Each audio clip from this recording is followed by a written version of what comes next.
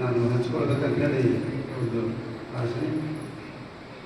ನಾನು ಸರ್ಕಾರಿ ಪ್ರೌಢಶಾಲೆ ಏಕಂಬ ಹೈಸ್ಕೂಲ್ ಹೆಡ್ ಮಾಡ್ತಿದ್ದೇನೆ. ನಾವು ಅದರ ಬಿ ಒ ಆಫೀಸ್ದಾಗೆ 15 ವರ್ಷ ಸ್ಕೂಲ್ ಇನ್ಸ್ಪೆಕ್ಟರ್ ಅಂತೇಳಿ ಕೆಲಸ ಮಾಡೋದು. ಪ್ರೊಫೆಷನ್ ಆಗಿ ಏಕಂಬದಾಗ ಹೈಸ್ಕೂಲ್ ಹೆಡ್ ಮಾಡ್ತಾರೆ. ಆಮೇಲೆ ನಮ್ಮದು ಕುಟುಂಬದ ಒಂದು ಸದಸ್ಯತ್ವದಲ್ಲಿ 2 ಸ್ಕೂಲ್ಗಳು ನಡೀತವೆ. ಆದರೆ ನಾನು ಪ್ರತಿ ವರ್ಷ ನಮ್ಮ ಒಂದು 850 ಮಕ್ಕಳಿದ್ದಾರೆ ನಮ್ಮ ಸ್ಕೂಲ್ದಾಗ.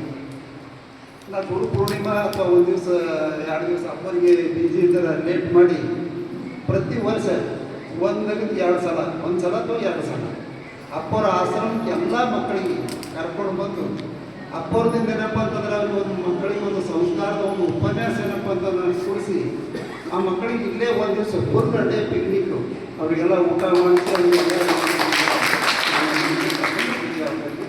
ಕಳಿಸ್ತೀವಿ. ವರ್ಷದಲ್ಲಿ 2 ಸಲ. ಯಾಕಂತಂದ್ರೆ ಈಗ ನಾನೊಬ್ಬ ಶಿಕ್ಷಕ. ಈಗ ನಾವೆಲ್ಲ ಸ್ಕೂಲಲ್ಲಿ ಪ್ರತಿದಿನ ನಾವು ಪಾಠ ಮಾಡ್ತೀವಿ. ಎಲ್ಲ ಮಕ್ಕಳು ಪ್ರತಿದಿನ ಕೇಳ್ತಾರೆ, ನಮ್ದೆಲ್ಲ ಪಾಠ ಕೇಳ್ತಾರೆ, ನಾವು ಹೇಳಿದ್ದೆಲ್ಲ ಕೇಳ್ತಾರೆ. ಆದರೆ ನೆನ್ಪಿಡೋದು ಅಪ್ಪರು ಒಂದೇ ಸಲ ಹೇಳಿದವು ಪೂರ ಏನಪ್ಪ ಅಂದ್ರೆ 10 ವರ್ಷ ನೆನ್ಪಿಡ್ತಾರೆ. ಈಗ ನಾನು 5 ವರ್ಷ ಆಯಿತು, ಈಗ 6ನೇ ವರ್ಷದಲ್ಲಿ ಕಂಟಿನ್ಯೂ ಅಪ್ಪರ ಮೇಲೆ ಏನಪ್ಪ ಅಂತಂದ್ರೆ ಕರ್ಕೊಂಡು ಬರ್ತೀವಿ.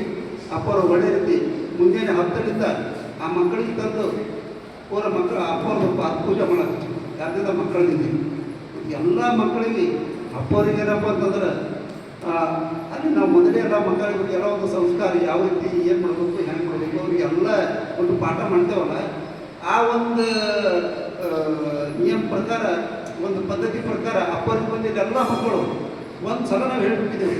ಆ ಮಕ್ಕಳೆಲ್ಲ ಹೆಂಗೆ ಮಾಡ್ತಾರೆ ಅಂತಂದ್ರೆ ಮನೆಯಿಂದ 5 ರೂಪಾಯಿ 10 ರೂಪಾಯಿ 20 ರೂಪಾಯಿ ಎಲ್ಲ ತಗೊಂಡು ಬಂದು ಅಪ್ಪರಿಗೆ ಕೊಟ್ಟು ಕಾರ್ ಸಣ್ಣ ಮಾಡಿ ಅವ್ರು ಪೂಜೆ ಮಾಡ್ತಕ್ಕಂಥ ಒಂದು ಪದ್ಧತಿ ಏನಪ್ಪ ಅಂತಂದರೆ ಆ ಮಕ್ಕಳು ಕರ್ಕೊಂಡು ಈಗ ನಾವು ಅಪ್ಪರಿಗೆ ಮಠಕ್ಕೆ ಹೋಗೋದದ, ಇವತ್ತು ಪಾತ್ ಪೂಜೆ ಅದ, ಗುರುವಂದನ ಕಾರ್ಯಕ್ರಮ ಅದ ಅಂತಂದ್ರೆ ಸರ್ ನನಗೊಂದು ಖುಷಿ ಏನು ಅಂತಂದ್ರೆ ಸುಳ್ಳು ಸಲ ಬಂದಾಗ ಅಪ್ಪ ಎಲ್ಲೋ ಒಂದು 100 ಮಕ್ಕಳಿಗೆ ಸರ ಹಾಕ್ಯಾರ, ಒಂದು 100 ಮಕ್ಕಳು ಸರ ಹಾಕ್ಯಾರ ಅಂದ್ರೆ ನಾವು ಕೆಲಸ ಮಾಡ್ಕೊತಾ ಹೋದ್ರೆ ಅವ್ರು ಕಲಿತಾರೆ ಮಕ್ಕಳು.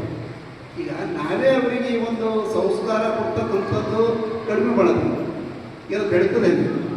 ಈಗ ಅಪ್ಪರ ಹತ್ರ ಬಂದಾಗ ಗುರುಗಳಿಗೆ ಪೂಜೆ ಮಾಡಬೇಕಾಗ್ತದ. ಗುರುಗಳಿಗೆ ಏನಪ್ಪ ಅಂತಂದ್ರೆ ನಾವು ಸರ ಹಾಕಬೇಕು, ಅವರಿಗೆ ಹಣ್ಣು ಅರ್ಪಿಸ್ಬೇಕು, ಅವ್ರಿಗೆ ಏನಪ್ಪ ಅಂತಂದ್ರೆ ಎಲ್ಲ ಆರತಿ ಮಾಡಬೇಕು.